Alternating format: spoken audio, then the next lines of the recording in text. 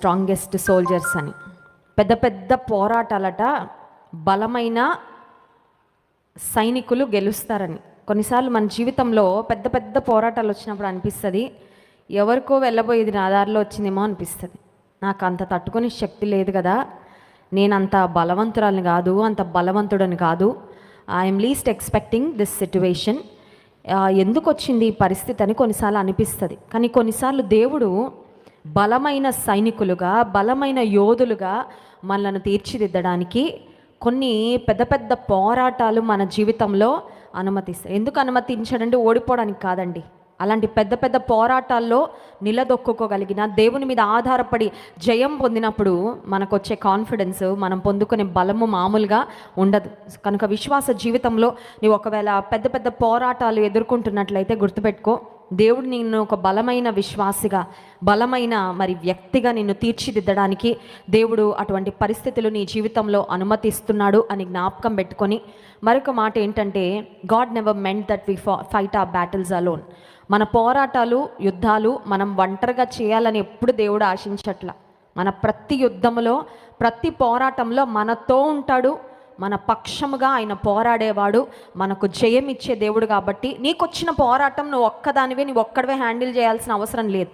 అలా ఒక్కలమే హ్యాండిల్ చేసామంటే ఓటమి తథ్యం, ఖచ్చితంగా ఓడిపోతాం. కానీ దేవుని మీద ఆధారపడి, దేవుని శక్తి మీద, దేవుని బలం మీద, దేవుని సహాయం మీద, దేవుని కృప మీద ఆధారపడితే మాత్రం ఖచ్చితంగా మనము ఏ పోరాటం గుండా అయితే వెళ్తున్నామో ఆ పోరాటంలో దేవుని యొక్క పార్ట్నర్షిప్, దేవుని కూడా నీ ప్రక్కనే ఉంచుకొని ఆయన మీద ఎక్కువగా ఆధారపడి ముందుకు వెళ్తే ఖచ్చితంగా మన యొక్క పోరాటాల్లో మనము జయము పొందుకుంటాం.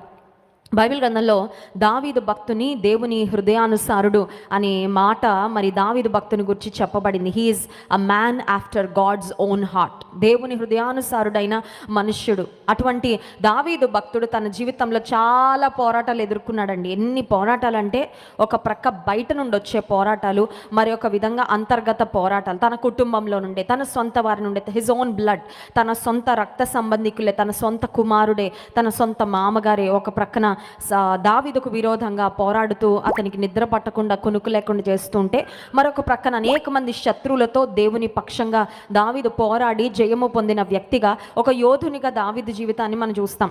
ఇంకొక ప్రాముఖ్యమైన విషయం ఏంటంటే, అసలు దావీదు జీవితము ఎట్లా ప్రారంభమైంది, లైమ్ లైట్లోకి ఎట్లా వచ్చాడంటే, గొల్యాతుతో అతను చేసిన పోరాటము వలన దావీదు అందరికీ తెలియబడ్డాడు కదండి.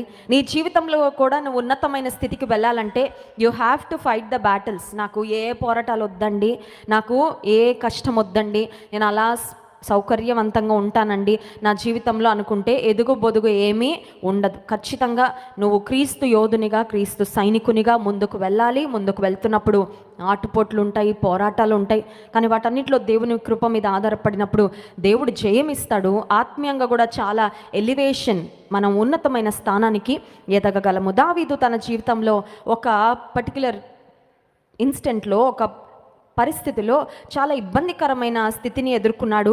ఈరోజు అది మనం ధ్యానం చేసుకొని స్తుతి ఆరాధనలోకి వెళ్దాం. 1 సమూయేలు గ్రంథము 30వ అధ్యాయము 1వ వచనం నుండి 6వ వచనం వరకు మార్చి చదువుకుందాం. 1 సమూయేలు గ్రంథము 30వ అధ్యాయము 1వ వచనం నుండి 6వ వచనం వరకు.